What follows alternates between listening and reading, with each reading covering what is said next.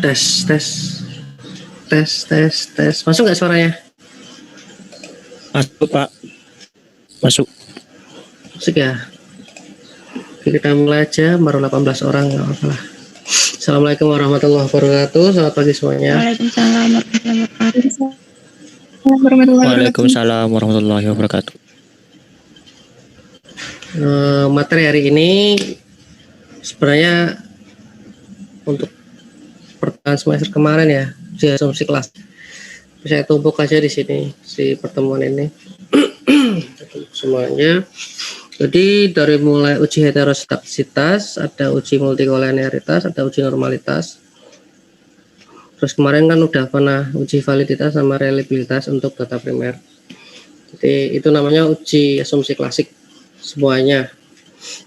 Kita mulai dari uji heterostaktisitas. Ini pengertiannya.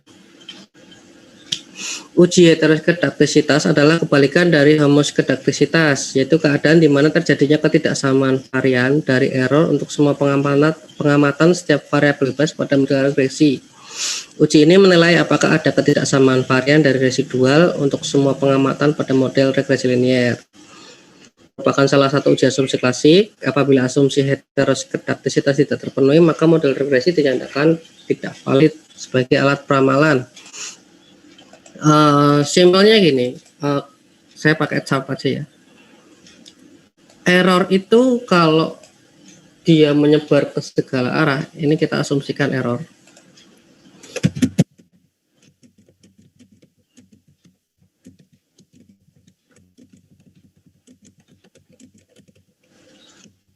Ini 0 ini error.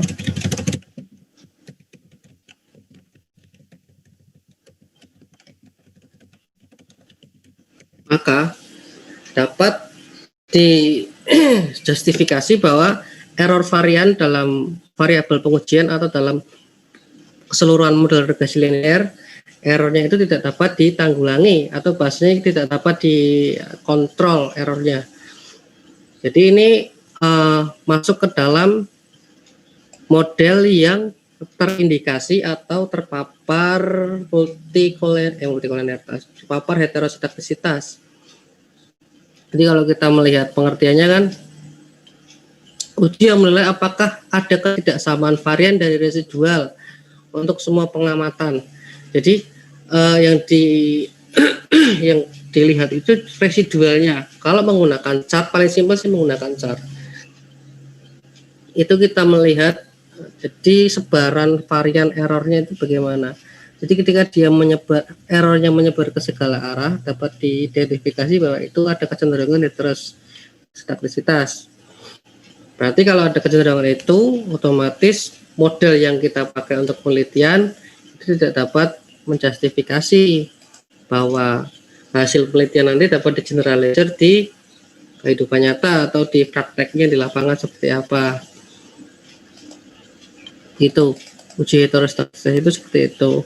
Terus salah satu uji yang digunakan itu ada uji Glasser, dilakukan dengan cara meregresikan absolut residual dengan variabel independen. Residual itu error ya. Model dinyatakan tidak terjadi heterostaktisitas apabila nilai probabilitas uji lebih besar dari taraf signifikasi 5%. Dalam uji Glasser, taraf signifikasi yang digunakan itu taraf minimal, yaitu 5% atau 0,05. Nomor 2 dari 2016. Jadi seperti itu. Kalau bagaimana dengan data yang tidak teridentifikasi, berarti kalau saya contohkan simpelnya itu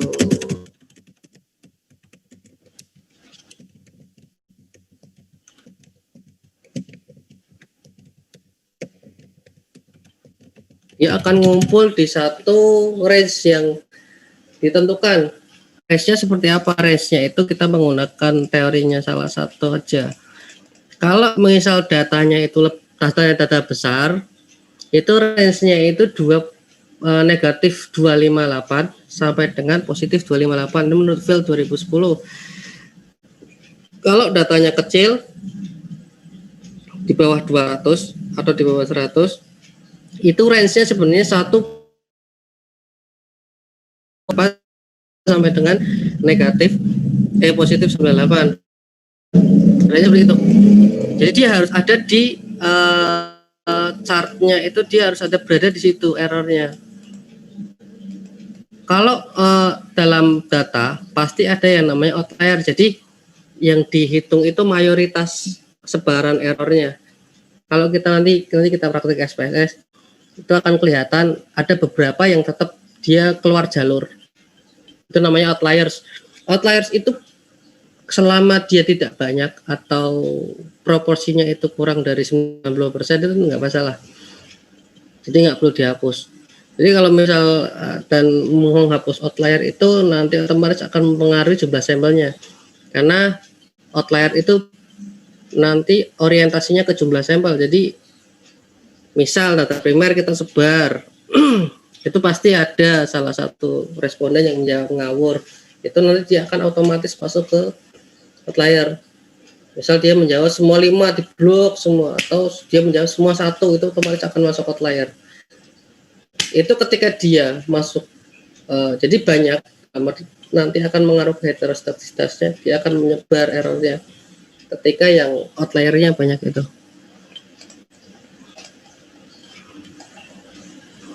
Jadi gitu teorinya, teori langsung ya, teori nggak pakai rumus-rumusnya. Kita masuk ke Excel-nya. Ini Excel. Ini saya pakai Excel dulu, nanti setelah Excel kita ganti ke SPSS.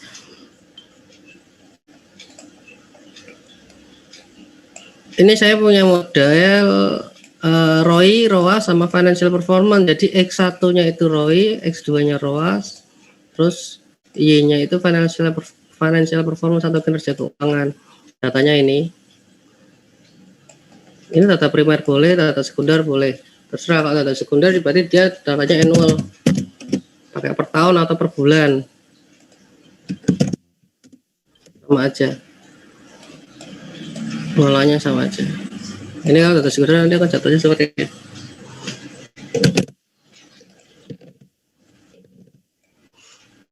Jadi X1-nya ROI, X2-nya ROA, Y-nya financial performance. Kita coba uji Glaser pakai Excel. Uji Glaser kan dilakukan dengan cara meregresikan absolute residual dengan variabel independen. Berarti kita cari absolute residualnya dulu. Ini kita pakai SPSS pun sama, kita harus cari nilai absolute residualnya dulu. Kalau di Excel, kalian masuk ke data, terus data analisis. Rata-rata Excel nggak ada ininya. Jadi harus masuk ke file, biar muncul data analisisnya, file, terus option, add in,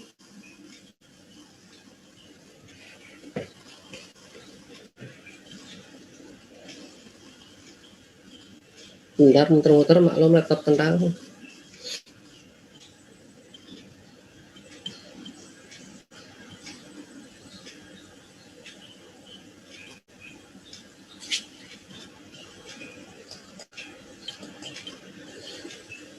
File, option, add in, masuk, terus analisis toolpack-nya di klik, masuk ke manage yang Excel add in.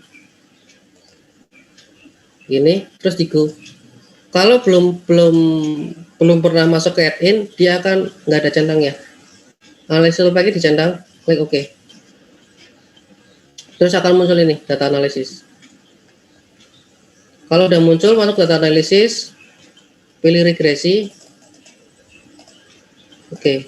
Kalau kita masuk ke teori tadi kan, dengan uji Glaser dilakukan dengan cara meregresikan variabel absolute residual terhadap variabel X atau variabel independennya. Nah, karena absolute residualnya belum ketemu, kita cari dulu. Y masukkan ke Y-nya, tinggal diblok aja. Terus X-nya juga dimasukkan X-nya. Jadi X-nya semua dari C4 sampai ke D28. Confidence levelnya 95%. Terus nilai centang residualnya. Tinggal dimasukkan Y-nya, masukin X-nya. Ini kalau mau diganti confidence levelnya lewat sini. Kalau misalnya nanti mau regresi pakai confidence level 0,01 itu pakai 99%. Atau kalau uji Glaser kan pakainya residual confidence levelnya itu 95% atau 0,05. Residualnya centang, oke. Jangan running sendiri, akan muncul sheet sendiri. Sebenarnya sih bisa dimasukkan ke sheet yang sama, cuman nanti delete-nya lebih susah. Ini udah ketemu residualnya. Tinggal nyari absolute residualnya, absolute res. Jadi pakai rumus ABS atau absolute, nilai residualnya diklik, enter, terus tarik, ininya dipindah, pindah ke sini, ini label residualnya, ini dihapus, biar nggak banyak-banyak sheet. Udah dapat absolute residual, kita kembali ke sini. Uji Glaser dilakukan dengan cara meregresikan absolute residual dengan variabel independen. Jadi absolute residualnya udah ketemu, tinggal diregresikan dengan variabel independennya atau X-nya. Masuk data analisis lagi, regresi lagi, oke. Karena kita X-nya udah dimasukkan, Y-nya diganti absolute residual. Karena uji Glaser dilakukan dengan cara meregresikan absolute residual terhadap X. Di input Y-rank-nya residual, input S-rank-nya tetap variabel independennya. Ini residualnya kita nggak centang karena nggak terlalu butuh. Terus oke, dia muncul lagi.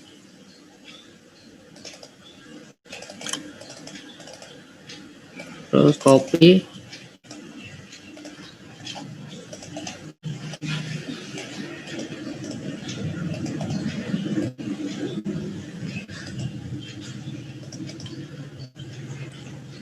udah ada ini angkanya, lihat ininya p-value-nya, makanya saya kuningin. Tadi ketentuannya, model dinyatakan tidak terjadi heteroskiktasitas apabila nilai probabilitas uji lebih besar dari taraf signifikansi 5%. Jadi nilai p-value, p itu kan probability, value nilai. Jadi p-value-nya kita lihat dari mulai intercept sama dengan variabel X-nya. Itu sudah lebih besar dari 0,05 semua karena kita pakai taraf signifikasi uji Glaser itu 0,05 atau 5%. Berarti dapat disimpulkan model dinyatakan tidak terjadi heteroskiktasitas. Nanti kalau deskripsi ini aja dilampirkan. Kalau uji heteroskiktasitas lebih enak pakai Excel menurut saya karena lebih cepat. Kalau pakai SPSS itu karena SPSS itu kan berat ya, tergantung laptopnya. Laptopnya cepat, ya nanti hasilnya akan lebih cepat. Kalau laptopnya kentang, laptopnya saya ya lebih lambat. Jadi saya kalau ngolah data itu pasti Excel, SPSS, Amos. Kan saya selalu pakai Save. Jadi tiga-tiganya saya pakai semua. Tergantung nanti kecepatannya pakai apa. Kadang-kadang kan perlu buka semua, jadi lambat. Ini sama aja, jadi disesuaikan aja nanti ROI-nya. Nanti kalau SPSS juga harus nyari absolute residualnya dulu. Ini tinggal dimasukkan aja ke skripsi kalian. Yang lihatnya p-value-nya. Kalau saya minimal setiap pengujian asumsi klasik itu menggunakan 2 metode. Ini salah satunya namanya uji Glaser. Nanti kita masuk ke SPSS menggunakan scatter plot. 2. Jadi kita lihat p-value-nya plus kita lihat chartnya seperti apa, sebaran variansinya, error variansinya sebarannya seperti apa. Jadi dari fungsi robustness-nya itu kena karena lebih dari satu. Terus masuk ke multikolinearitas, SPSS-nya nanti. Kita masuk ke teorinya dulu.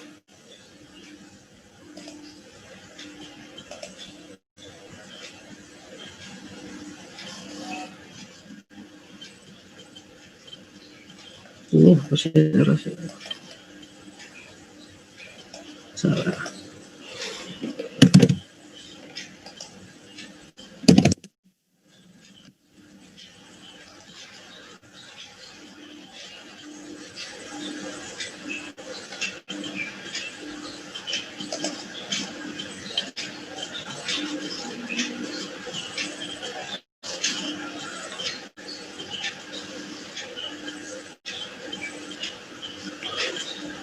Ini uji multikolinear test, pengertiannya Uji multikoleritas merupakan bagian dari uji asumsi klasik, termasuk normalitas dan heterosketasitas dalam analisis linear berganda. Asumsi klasik ini analisis regresi linear berganda ya. Jadi lebih dari X-nya minimal menggunakan 3 variabel, X-nya lebih dari 1. Jadi kalau dia cuma hubungan antara X dan Y saja, itu nggak perlu pakai uji asumsi klasik. Kayak normalitas tetap perlu sih. Cuma nanti bukan heterosketasitas lagi, cuma pakainya homokedastisitas. Jadi nggak pakai hetero, pakainya ya homo. Cuman jarang dipakai kalau untuk skripsi, karena skripsi minimal regresinya multiple regresi atau regresi berganda. Ini uji multikoleritas tujuannya untuk menguji apakah model regresi ditemukan adanya korelasi atau hubungan kuat antar variabel bebas atau variabel independen. Model regresi yang baik seharusnya tidak terjadi korelasi di antara variabel bebas atau tidak terjadi dalam multikolinearitas. Jadi asumsinya seperti uji multikolinearitas itu untuk menjustifikasi bahwa model kita itu layak untuk diteliti. Karena secara logika, saya pakai logika gampang aja ya. Ketika isu kalian ambil untuk penelitian, ketika dia sudah korelasi antar variabel sudah kuat, berarti nggak perlu dilakukan penelitian lagi. Makanya model yang bagus itu korelasinya tidak lebih dari 0,80 atau 0,8. Ketika kalian korelasikan setiap variabelnya, itu hasilnya tidak lebih dari 0,8. Atau menggunakan nilai toleransi dan VIF. VIF itu variance inflation factor. Jadi tujuannya seperti itu. Uji multikolinearitas itu untuk menjustifikasi bahwa model kalian itu memang layak diteliti karena tidak terjadi gejala multikolinearitas. Ketika korelasi model penelitian kalian sudah tinggi, secara asumsi kalian tidak perlu lagi melakukan penelitian itu. Gitu. Misal contohnya ketika kalian melakukan penelitian di daerah Yogyakarta, kalian lempar kuesioner, dapat data, ternyata korelasinya sudah tinggi, jadi nggak perlu lagi dilakukan penelitian. Karena ketika penelitian itu sebenarnya itu ngaruh nanti di desain penelitian nanti di mata kuliah metopen, bukan di sini ya. Jadi kalian melakukan bentuk desain penelitiannya seperti apa, terus ambil datanya dicek uji normalitas seperti apa, itu terdistribusi normal atau enggak. Kalau terdistribusi normal, kan teruskan ke uji multikolinearitas. Nah, baru ke uji heterosketasitas dulu, ngecek errornya, terus baru ke uji multikolinearitas. Nah, uji multikolinearitas ini sangat menentukan apakah penelitian ini boleh dilanjutkan untuk regresi atau enggak. Karena kalau korelasinya tinggi, otomatis desain penelitian kalian dari awal berarti sudah ada yang salah. Paling tidak kalian menentukan isunya sudah nggak update, berarti isu tersebut sudah nggak layak untuk diteliti. Karena apa? Justifikasinya sudah kuat, kalau secara statistik korelasi hubungan antar variabelnya juga sudah kuat. Intinya seperti itu uji multikolinearitas. Ini menggunakan 2 uji, yaitu uji VIF sama uji toleransi. Pedomannya untuk nilai toleransi itu nilainya lebih besar dari 0,10 atau 0,1. Maka artinya tidak terjadi multikolinearitas dalam model regresi. Sedangkan untuk VIF itu harus kurang dari 10. Maka artinya tidak terjadi multikolinearitas dalam model regresi. Masuk ke Excel lagi.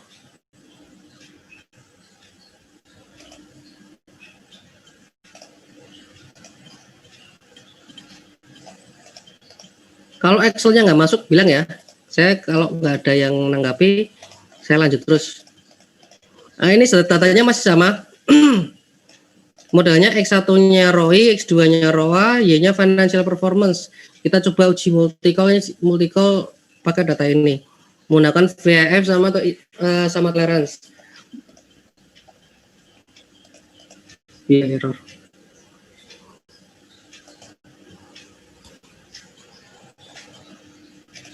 Langkahnya yang pertama hitung nilai korelasi antar variabel bebasnya, itu nemu R-nya.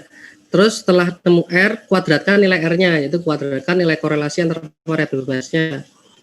Yang ketiga, hitung nilai toleransi dengan rumus 1 dikurangi nilai R pangkat 2-nya. Terus hitung nilai PIF-nya dengan rumus 1 per toleransi. Masuk ke sini, correlation pakai rumus Corel buka. Kita korelasikan ROI sama ROA. Kita blok tanda hubungnya pakai koma, array satunya diisi ROI, array 2-nya diisi ROA. Tutup, enter. Ini nilai korelasinya di bawah 0,8. Kenapa saya tadi bilang kan harus di bawah 0,8. Ketika nilai korelasinya di atas 0,8, berarti terjadi, sebenarnya sih ada beberapa teori yang menyebutkan 0,85. Cuman rata-rata teori ngomongnya 0,8. Itu salah satunya Hare et al. Kenapa 0,85? Karena ketika datanya itu diambil dari data yang tidak terdistribusi normal, boleh menggunakan 0,85. Tapi itu nanti masuknya ke uji statistik non parametrik. Ini yang saya bahas ini parametrik semua. Karena bukan rata-rata ya, secara aturan baku kesepakatan itu bahwa untuk S1 itu yang dibutuhkan uji parametrik, bukan non parametrik. Karena non parametrik tujuannya untuk membuat model baru atau membuat teori.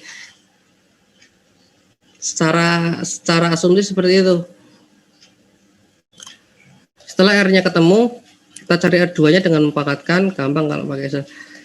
Jadi tinggal kita klik pangkatkan shift 6, pangkatkan 2, enter. Toleransinya pakai rumus 1 min R pangkat 2-nya, enter lagi. VIF-nya menggunakan rumus 1 per toleransi, 1 dibagi nilai toleransinya, dapat nilai 2.15139, yang ini 0,464. Secara asumsi ketika nilai toleransi itu di atas 0,1 atau 0,10, berarti tidak terjadi gejala multikolonialitas. VIF, nilai VIF-nya juga di bawah 10, nilainya 2. Tuh.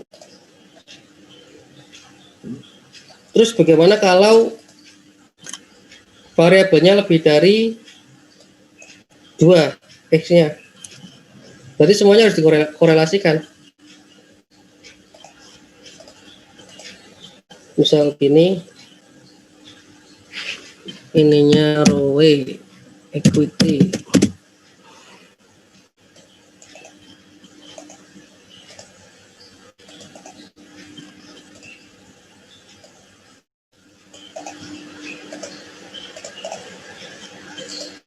misal ini, kalian harus masuk ke regresi. Kalau ini harus masuk ke data analisis biar enak, nggak pakai rumus ini. Kalau pakai rumus ini kalian harus mengkorelasikan satu-satu. Jadi korelasi antara X1 ke X2, X1 ke X3, X2 ke X3, itu hubungannya itu ya, garisnya 2 panah ya. Jadi dia berbalik garisnya menggunakan 2 panah. Jadi berhubungannya simultan, korelasi simultan. Kalian harus masuk ke sini, data analisis, terus di sini milih yang correlation, oke. Input rank di blok aja. Gini, ini output rank ditaruh sini aja. Gini, ini nilai korelasinya. Jadi kolom 1 ke kolom 2, ininya berarti harus oke.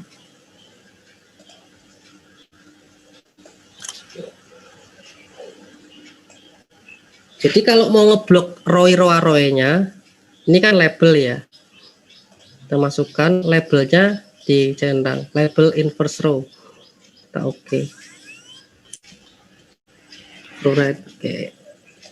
Dia akan keluar ROI ke ROI kan 1 otomatis. Jadi ROI ke ROA 07318, ROI ke ROI ini, ROA ke ROI ini. Ini karena datanya ngawur, Jadi otomatis korelasinya tinggi. ROI ke ROE ini 0,82, 87. ROA ke ROE 0,84. Jadi nanti nilai-nilai ini tinggal dipangkatkan aja, terus tinggal dimasukkan rumusnya. Kalau R2-nya udah masuk, dirumuskan nilai rumusnya satu-satu. Misal kita praktek aja. Di ini dipangkatkan 2. Ini dipangkatkan 2. Ini dipangkatkan 2. Tapi lebih ribet kalau pakai Excel. Yang untuk yang multi call ini ya. Makanya kalau saya pasti ada yang pakai Excel, ada yang pakai SPSS. Tapi kalau laptop kalian laptop gaming atau komputernya komputer kuat ya nggak masalah sih. Saya kan laptopnya laptop kentang, jadi ya menyesuaikan aja. Kalau udah dikuadratkan tinggal dimasukin rumusnya aja.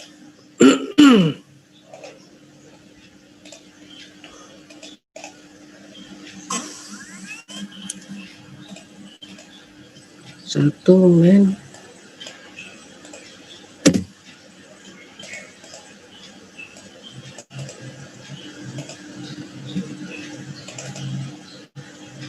Ini ROI. Ini nilai toleransinya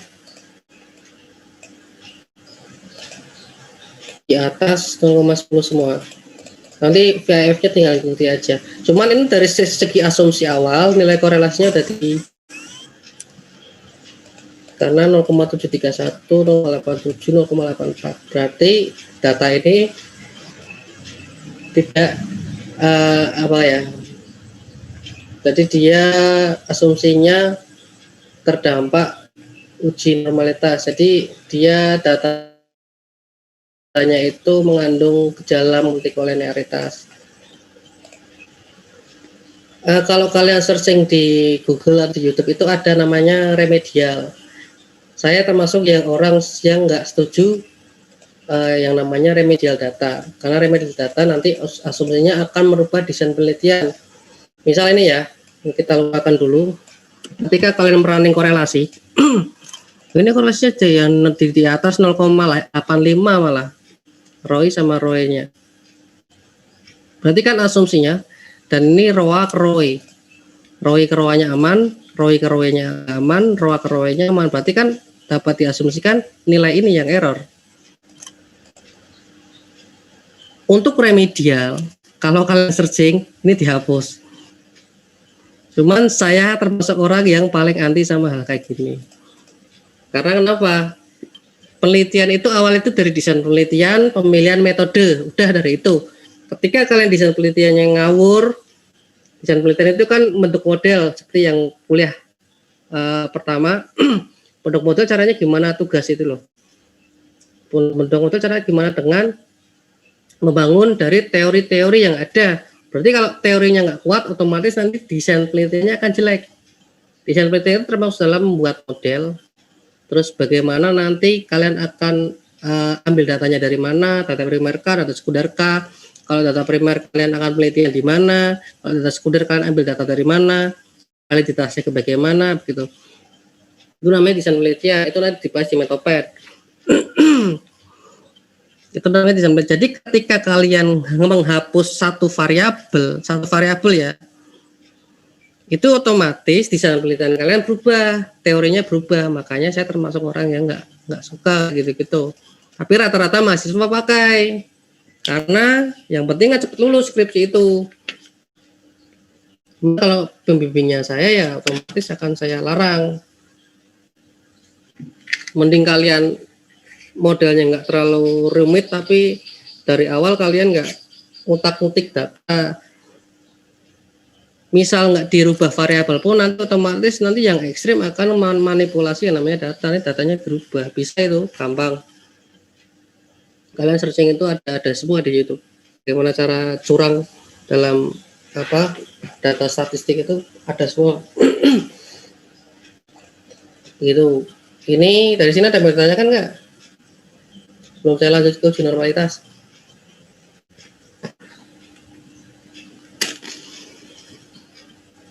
Sementara belum, Pak. Mungkin bisa diulang Pak tadi Pak yang install data analisis Pak. Soalnya tadi sempat nge-lag gitu Pak. Oh, bisa data analisis. Jadi masuk file, option, masuk add-in, analisis toolpack-nya dinyalakan, terus masuk manage-nya itu Excel add-in, pilih yang Excel add-in. Jadi analisis toolpack sama Excel add-in. Kalau belum ada data analisnya, belum terinstall, kalian centang analisis toolpack. Kalian oke. Dia akan muncul di data analisis ini ada nih. Ini tuh udah lengkap sebenarnya, ada ujian ANOVA, correlation, covariance, test, ada histogram juga bisa muncul. Excel itu sebenarnya udah lengkap. Di tes cuman memang nggak sesimpel SPSS, views, data, nggak sesimpel itu. Kalau SPSS karena data terus masuk udah masuk ke komennya sama stata juga. Kalau komennya stata kan dia manual, kalau tinggal pilih. Lebih enak SPSS sebenarnya. Cuman kalau laptop kalian kentang ya saya sarankan pakai Excel. Kalau SPSS itu berat.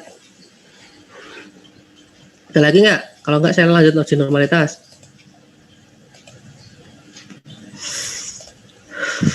Ada saya lanjut Pak. Siap. Uji normalitas saya pakai SPSS saja. Excel susah soalnya. Itu harus banyak gitu. Excel uji normalitas paling susah. SPSS ya udah masuk ya. Saya asumsikan kalian udah bisa SPSS masukin data ya. Jadi tinggal copy paste, terus variable view-nya diganti, yang input ganti measure, skalanya diganti. Udah ya, saya asumsikan kalian udah bisa. Karena kan udah dapat statistik induktif yang praktikum statistik. Nah, belum tentang repotnya emang.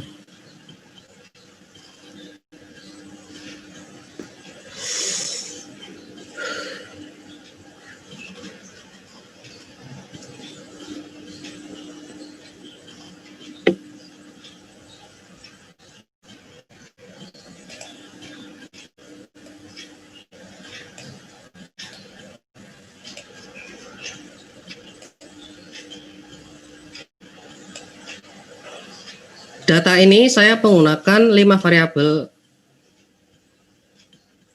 Ada religiositas, ada keintiman, ada service quality, ada kepuasan pelanggan, ada loyalitas pelanggan. Ini marketing. Nah, saya sebenarnya marketing, basicnya marketing sama strategic manajemen. Ini datanya data primer, cuman tetap harus ditotal. Jadi harus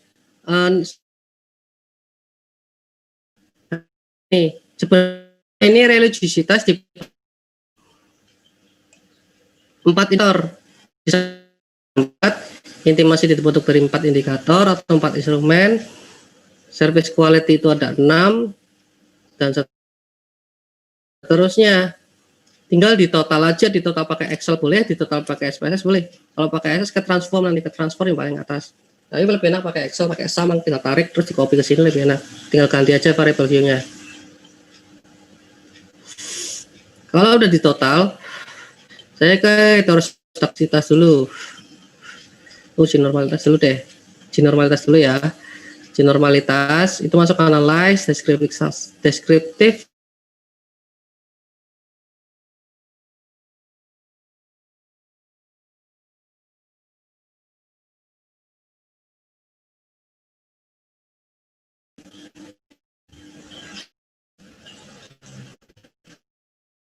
Masukkan semuanya,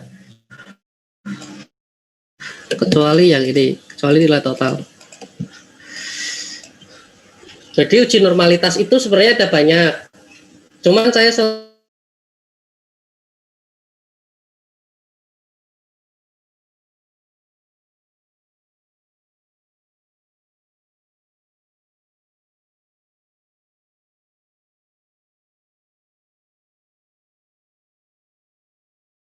masukkan ke sini semua. Ini totalnya kita nggak masukkan. Ada tuh namanya uji Kolmogorov, Smirnov, uji macam-macam. Ada Sperman juga ada uji normalitas Sperman atau Kolmogorov Smirnov. Kalau yang non parametrik itu Kolmogorov Smirnov, ya parametrik ada Sperman. Terus option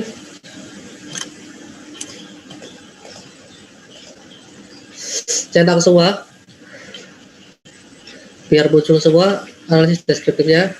Portasi centang, sequence centang. Continue. Oke. Ntar tunggu dulu outputnya.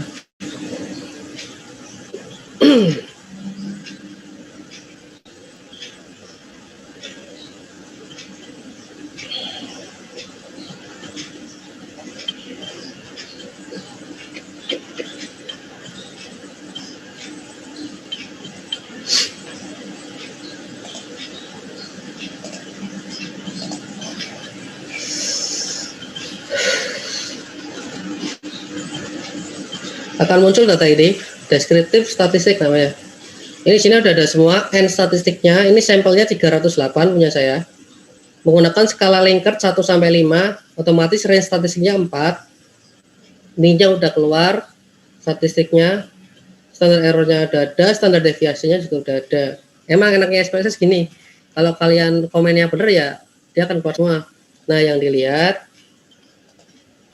itu nilai ini, skewness and kurtosis.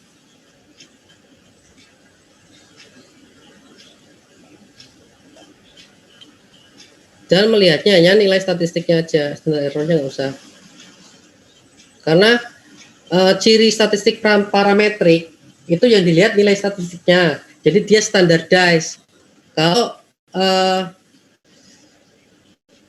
statistik non parametrik yang dilihat standar errornya atau unstandardized. Jadi kita lihat statistiknya.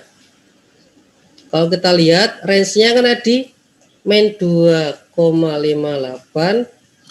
sampai dengan positif 258.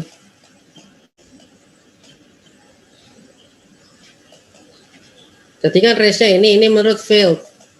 Kalau menurut George and Mallory itu digeneralisir sama dia 1.98 sampai dengan positif 198, cuman dibulatkan jadi positif 2 sampai dengan positif minus 2 sampai dengan positif 2. Itu menurut George and Mallory. Jadi kita lihat aja nilainya. Kalau kita lihat dari sini, nilai kalau pakai George and Mallory ada RLG 3 sama RLG 4 yang error. Dinilai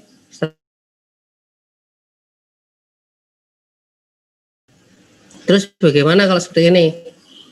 Kita pakai yang ini aja berarti 2,58 sampai yang 2,58 karena menurut Field ini boleh digunakan ketika sampelnya besar lebih dari 200. Kan ini saya 308 termasuk ke dalam sampel besar. Sampel besar itu di atas 200. Ada yang bilang di atas 300. Berarti ini semua asumsi sudah terpenuhi. Saya pakai ini, berarti kalau pakai ini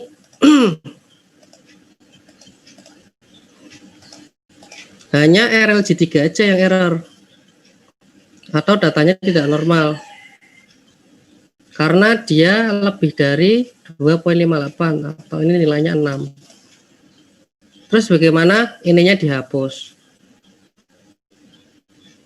Jadi nanti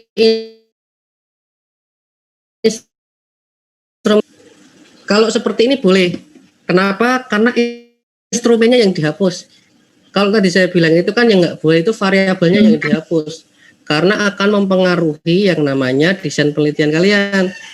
Kalau desain penelitian itu kan kalian buat model. Kalau ini kan X-nya 4, Y-nya 1. Ini sebenarnya nggak gini sih modelnya, tapi nggak masalah lah, ini buat contoh aja.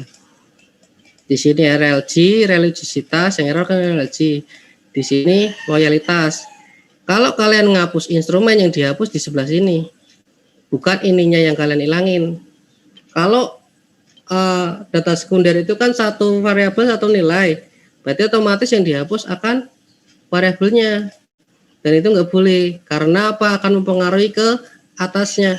Kan itu harus berurutan. Harus bikin desain penelitian dulu, baru penelitian. Jadi ketika kalian uji normalitas kok ternyata model kalian tuh nggak beres atau nggak normal datanya, itu pilihannya cuma dua, rubah model atau menggunakan uji non parametrik. Uji non parametrik otomatis nggak disarankan hampir ke semuanya. Cuman kalau untuk merubah model ada beberapa dosen yang membolehkan, kalau saya nggak boleh jelas. Karena otomatis kalian harus penelitian ulang. Karena jumlah pertanyaan atau pernyataan yang dikasihkan ke responden akan berpengaruh. Misal logikanya gini aja, secara subjektif responden itu akan lebih mudah menjawab soal pernyataan yang lebih sedikit. Kayak kalian jawab soal ujian itu kan lebih enak yang soalnya 5. Coba dari awal secara psikologis kalian sudah dikasih soal 100, jebret 100 soal. Kalau udah jiper duluan pasti di awal, 100 soal banyak banget ini, sedangkan waktunya cuma sekian. Nah, itu akan berpengaruh di subjektivitas si responden. Itu kenapa saya nggak boleh menghapus variabel. Kalau instrumen yang dihapus nggak masalah, karena dia nggak merubah, sekali lagi ya, nggak merubah desain penelitian. Itu kalau kembali lagi ke sini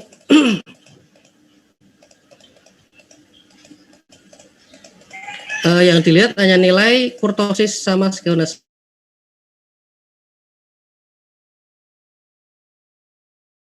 Kalau urutannya awal itu desain penelitian, buat metode, ambil data, uji pertama kali itu uji normalitas.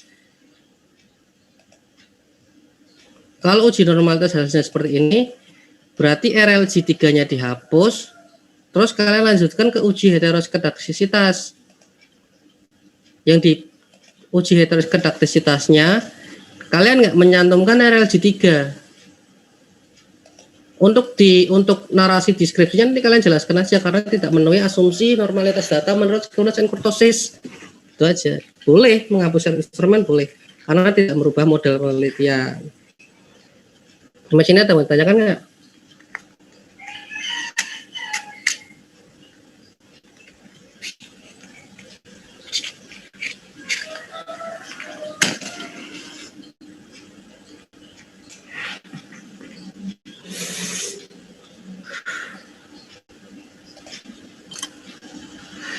Kalau nggak ada, saya lanjut lagi. Sejauh ini belum ada yang ditanyakan, Pak. Siap. Berarti nanti kalau saya kasih tugas harus bisa semua loh ya. Hapus ini dulu. Bisa error.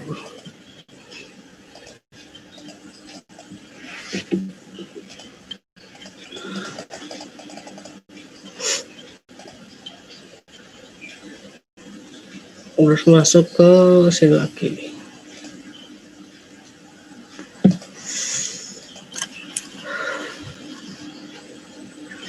Sekarang uji heteroskedaktisitas. Ini uji heteronya, analyze, regresi, ambil yang linear.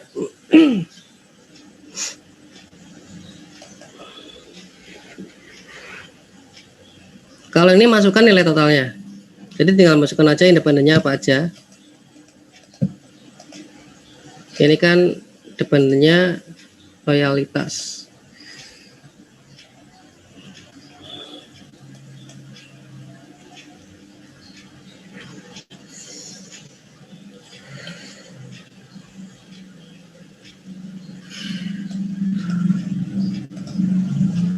Masukkan ini.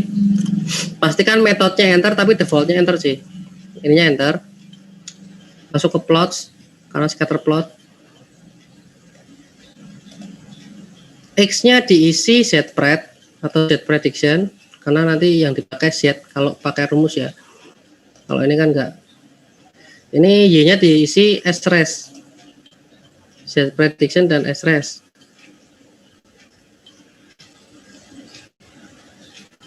Kan oke, continue.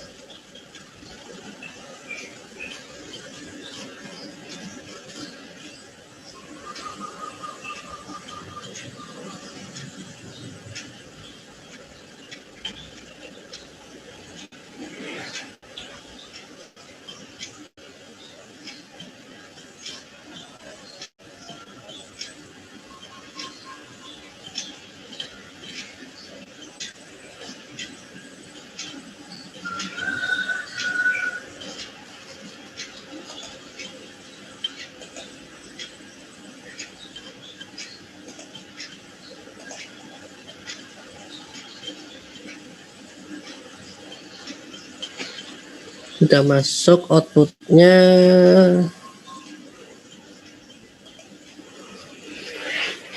Ini uji heteroskedastisitas menggunakan scatter plot ya. Nanti pakai chart.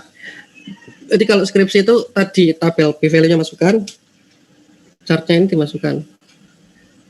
Kalau kita lihat standarnya tadi kan negatif 258 sampai positif 258. 3 itu kan di sini tengah-tengah. 258 berarti tengah-tengah antara 3. Kita garis. Sini udah lebih. Nah, ini outlier namanya. 1, 2, 3, 4, 5, 6. Dia ada 6 outlier. Berarti ada 6 responden yang jawabnya ngawur secara statistik ya. Terus bagaimana interpretasinya? Dia ngumpul nih. Dia ngumpul di sini dan garis tengahnya mencong banget.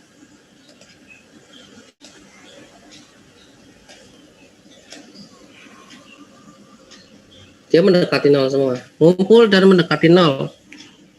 Ini bagus termasuknya datanya karena kita pakai min 2 pun masih aman.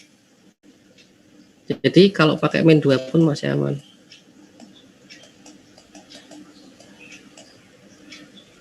Gitu. Ini interpretasinya seperti ini. Jadi dia ngumpul di sini.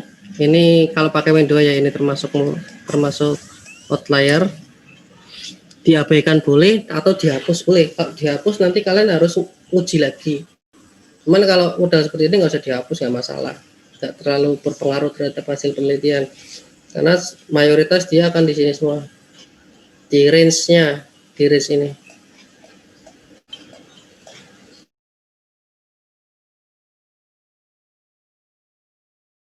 Ini scatter plot.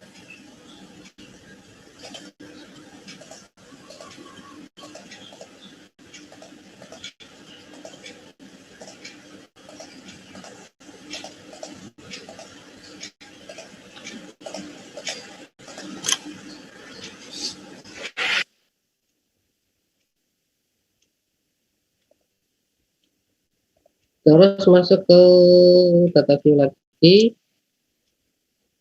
Terus uji multi-call menggunakan SPSS.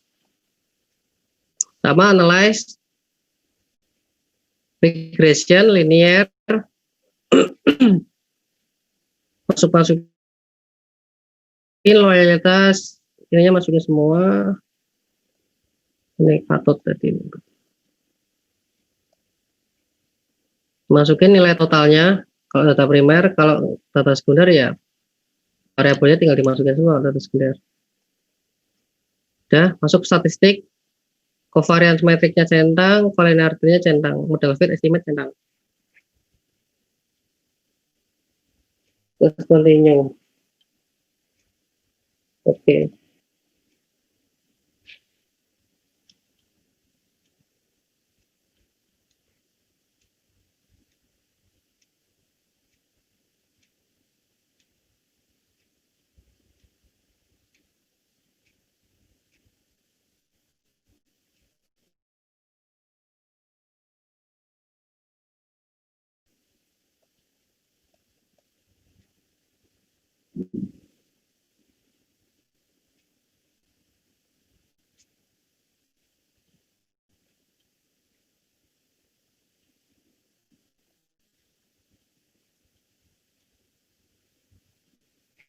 Terus kalian lihat nilai koefisien alfanya.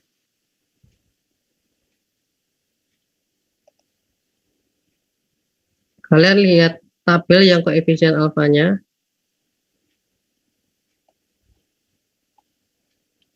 Terus lihat ini collinearity statistiknya. Ini kan tadi di atas 0,1, ini di bawah 10. Jadi toleransi itu di atas 0,1, VIF di atas 10. Ini udah oke semua berarti.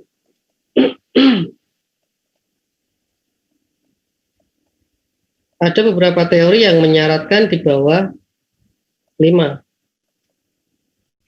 dengan asumsi sampel di bawah 100. Jadi kalau sampel di bawah 100 harus di bawah 5. Ininya tetap, tapi PAF-nya harus di bawah 5. Kalau ini kan di atas 300 maksudnya, jadi pakai yang di bawah 10. Nilainya tetap bagus.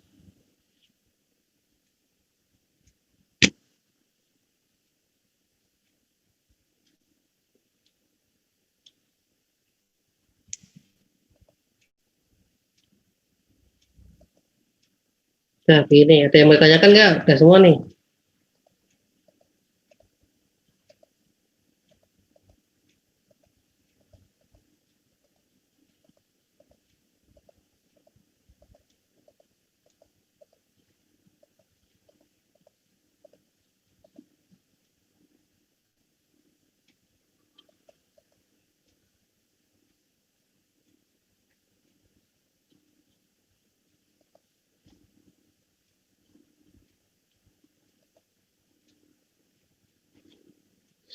Nggak ada yang ditanyakan lagi? Kalau nggak ada berarti udah. Gimana teman-teman? Ada yang ingin ditanyakan?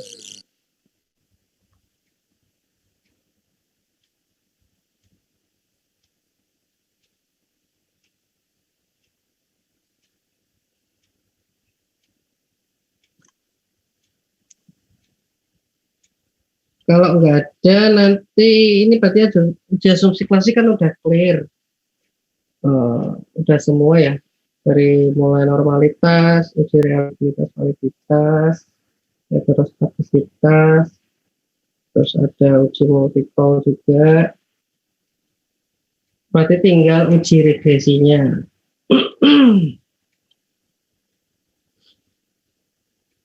Uji regresi. Nanti berikutnya pakai Amos saja. Nanti Amos Arman yang share ya. Sebenarnya sih nanti sore ketemu Arman. Nanti sore Man itu Man.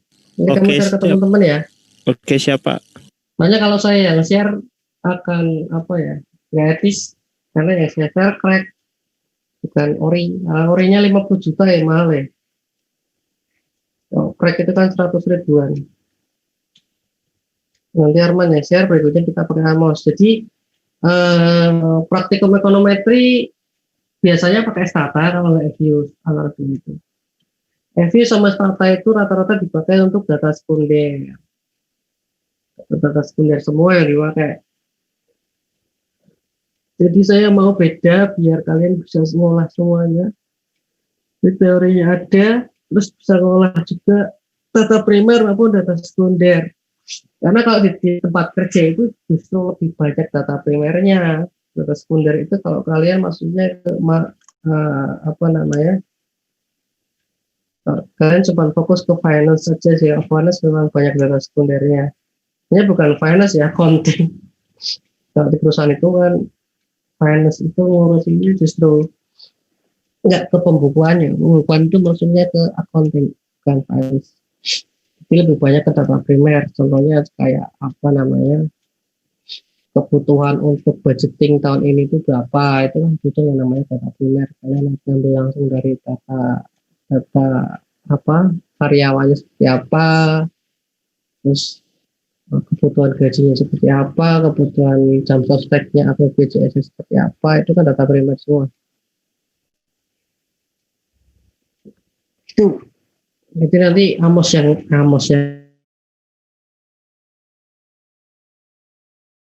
cara instalnya. Soalnya saya ngeri Man kalau kemarin kan sempat ngobrol pakai share video ya Man ya. Oh iya Pak. Itu kalau saya repot Man, namanya mahasiswa ada yang geblek juga kan, masukin ke YouTube atau masukin ke apa ke TikTok, bukan crack kan, kalau nggak crack sih malah kalau crack itu secara etika sebenarnya nggak boleh, cuman bagaimana lagi kita rakyat semua rakyat jelata nggak kuat lah 50 juta. Nah gitu aja, semoga bermanfaat semuanya. Kita tutup dengan bacaan hamdalah. Alhamdulillahirobbil alamin. Alhamdulillah. Alhamdulillahirrahmanirrahim. Assalamualaikum warahmatullahi wabarakatuh. Waalaikumsalam warahmatullahi wabarakatuh. Makasih, Pak. Ya.